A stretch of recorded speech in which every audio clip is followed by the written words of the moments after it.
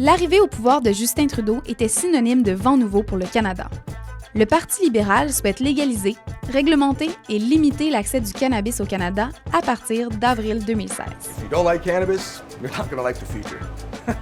Le nouveau gouvernement est préoccupé par la situation actuelle où les jeunes arrivent facilement à se procurer du cannabis sur le marché noir et courent aussi le risque de se retrouver avec un casier judiciaire pour possession simple. Arriverons-nous à établir des règles assez strictes pour enlever du pouvoir au marché noir et protéger nos jeunes? Nous avons rencontré plusieurs intervenants pour nous éclairer sur le sujet et nous permettre de bien définir une réglementation qui sera avantageuse pour l'avenir. Mais tout d'abord, pour bien faire la distinction entre la légalisation et la décriminalisation du cannabis, nous avons rencontré le professeur Serge Brochu au Centre de réadaptation en dépendance de Montréal. Il y a d'importantes nuances entre décriminalisation et légalisation du cannabis. La décriminalisation du cannabis, on le fait dans certains pays européens, comme aux Pays-Bas, comme au Portugal. Donc, la personne peut consommer du cannabis. Si elle est arrêtée, si elle est appréhendée par les forces policières, on va habituellement, dans certains pays, lui donner une amende.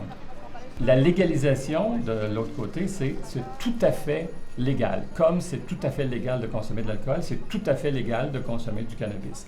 Et toutes les étapes de production sont légales. Dans la décriminalisation, seulement la consommation est décriminalisée, mais la culture et la vente demeurent pénalisées. Au Canada, on n'essaie toujours pas arrêter sur un âge limite, mais il y a des pourparlers de limiter l'accès aux 24 ans et plus. On sait que les personnes qui consomment le plus de drogues illicites sont les 17-25 ans, 16-25 ans. Il est bien clair qu'il ne faut pas donner accès au cannabis avant l'âge de 16 ans. On sait au niveau du développement du cerveau qu'il peut y avoir des atteintes très importantes si une personne en abuse avant l'âge de 16 ans. Donc, il y a des effets pervers à l'utilisation du cannabis. Donc, on ne doit pas trop attendre pour donner cet accès légal, sinon les gens vont se procurer le produit sur les marchés illicites. Mais on s'aperçoit aussi qu'il y a très peu de gens actuellement qui abusent avant l'âge de 16 ans, même si c'est accessible pour plusieurs de ces personnes-là. Don't you wanna know? Don't you wanna see? Don't you wanna go? Don't you wanna be? Si on restreint l'accès légal à des gens qui ont 24 ans et plus, à mon avis, le marché illicite va continuer à prospérer. Il va donc y avoir une consommation sécuritaire de la part des adultes et une consommation très peu sécuritaire de la part des jeunes, ce qui serait très dommage à mon avis. L'un des plus grands problèmes qui s'est développé suite à la légalisation du cannabis au Colorado est la conduite avec faculté affaiblie, dont on a vu le nombre d'arrestations doubler entre 2010 et 2014. C'est un enjeu qui préoccupe aussi la police canadienne. Madame Hélène Dion, présidente de l'Association des directeurs de police du Québec, nous a informés sur les nouvelles procédures qu'ils devront appliquer suite à la légalisation. Lorsque ça a été légalisé au Colorado, on a vu une augmentation en flèche des conduites avec les capacités affaiblies par la marijuana. On a un phénomène quand même assez limité ici, compte tenu de la prohibition. Ce qui veut dire qu'on va devoir s'équiper de plus en plus d'avoir de nouveaux outils. On a à l'heure actuelle des agents évaluateurs en matière de consommation de drogue pour déceler si les conducteurs sont sous l'effet d'une drogue ou autre substance.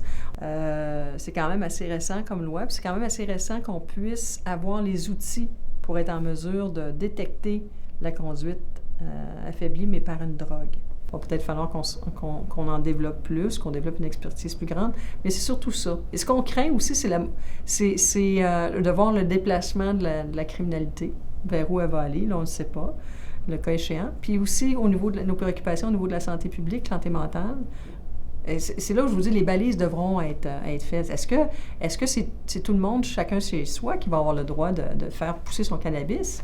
Et là, c'est là où je vous dis que les manipulations génétiques sont faciles. Donc, c'est un peu tout ça que je vous dis. On est un peu dans un flou. Et à partir du moment qu'on saura un peu plus le projet de loi, on pourra se prononcer sur les fameux flous.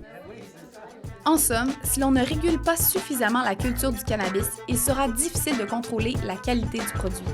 La loi canadienne pour la production médicale à domicile a d'ailleurs été restreinte en mars 2014. Pour comprendre la réalité des consommateurs, nous nous sommes entretenus avec Enrico Bouchard depuis sa résidence aux îles Canaries, une personnalité influente dans le monde du cannabis. Il est l'inventeur du Sublimator, un appareil pour consommer sans fumer. Moi, j'ai commencé à prendre du cannabis à l'âge de 13 ans parce que j'étais un jeune homme, qui suis encore un jeune homme aujourd'hui, qui avait une hyperactivité folle. Un petit possédé du démon, là. Quand je consommais, j'étais capable de revenir à l'intérieur de moi, vivre les moments, vivre les instants. Ça m'a changé moi, mon comportement, comment je me comportais avec les amis. Ça m'a changé la façon de penser, de voir la vie, la façon de... Ça m'a donné un travail. Ça a vraiment changé ma vie, mais pour le positif. Hey, what's up, subculture? How you guys doing today? Well, one more time, I'm in heaven, you're at home, but let's share this together. Du tout, le permis, je l'ai parce que j'ai 16 fractures du thorax, j'ai 4 chirurgies au bras droit, puis j'ai un problème de nerve ending. Ouais, j'ai toujours pris par le marché noir dans le passé, il n'y avait pas autre choix. J'ai même fait une coupe de récolte moi-même, tout seul, dans mon sous-sol. Tu sais, regarde, c'est ça où tu t'en vas et puis tu l'achètes sur le marché noir. Donc, j'ai décidé de le faire pousser moi-même, prendre soin de moi-même. Depuis la réglementation sur la marijuana à des fins médicales, adoptée en juin 2013, seulement 26 producteurs ont obtenu un permis de production de cannabis médical au Canada.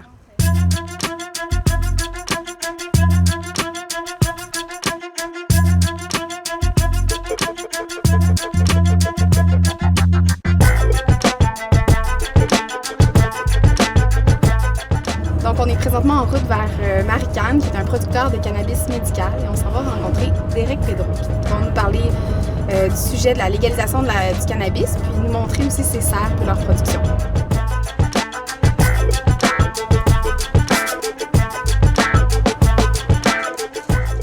It's technology that nobody's doing. Everybody else has these giant boilers. You know, let's take a story that happens to thousands of people every year. You're 18 years old, and you happen to have the incredible bad luck of being caught with a joint. Although most of your friends are doing it, but for whatever reason, you were caught.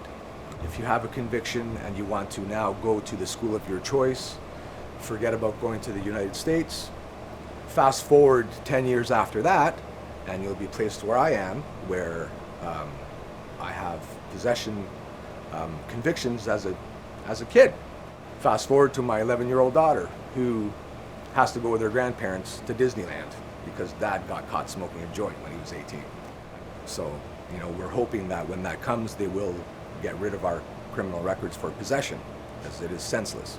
That said, legalization kind of kept the wheels rolling, you know, paid the lawyers, it paid, I mean, right to the parking meter at court. Everybody made money, you know, except for the person who was convicted, of course, who lost money, lost his credibility, perhaps lost family. So really, legalization, I believe, will free up the courts and let people go on with their lives without being frowned upon, really.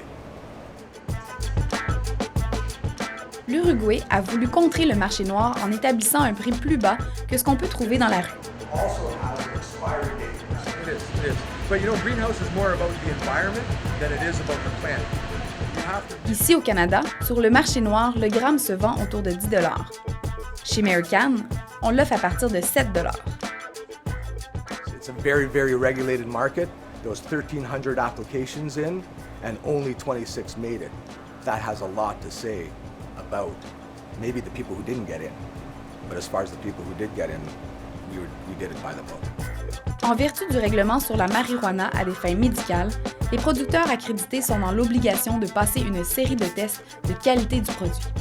Chez Marican, ils ont établi 9 tests de contrôle de qualité, un nombre bien au-delà des normes canadiennes pour se prémunir d'une réglementation qui aurait à devenir plus stricte suite à la légalisation.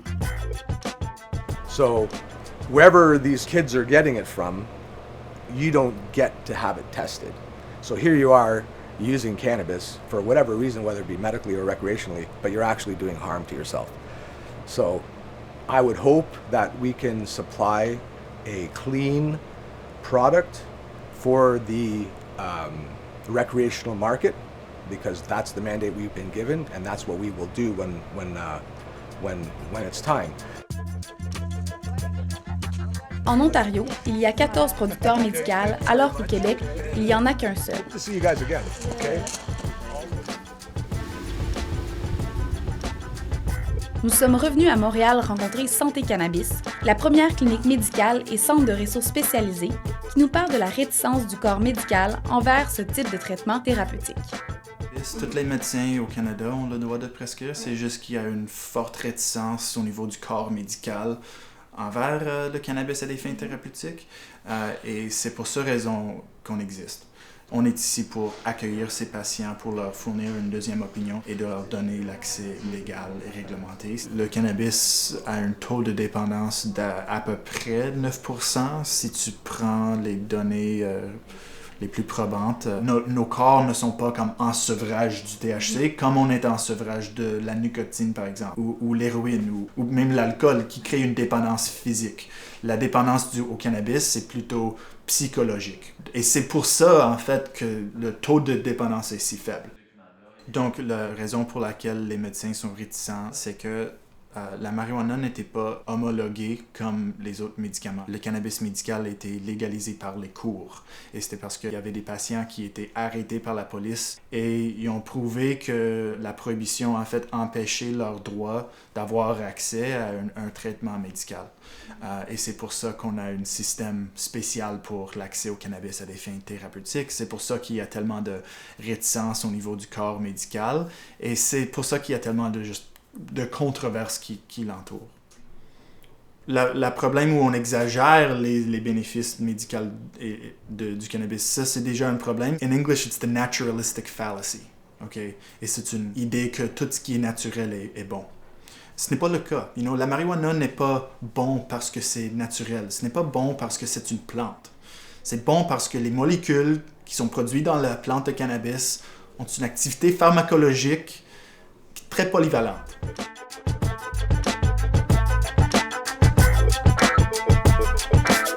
Pour arriver à une réglementation sécuritaire, plusieurs points sont à évaluer, notamment l'âge légal pour la consommation, l'accessibilité du produit, le contrôle de qualité et la production personnelle. Dans tous les cas, adopter la légalisation en avril 2016 serait trop précipité. Nous sommes en route vers la fin de la prohibition. Cependant, il faudra prendre le temps d'étudier tous les aspects entourant cette légalisation avant de donner le feu vert.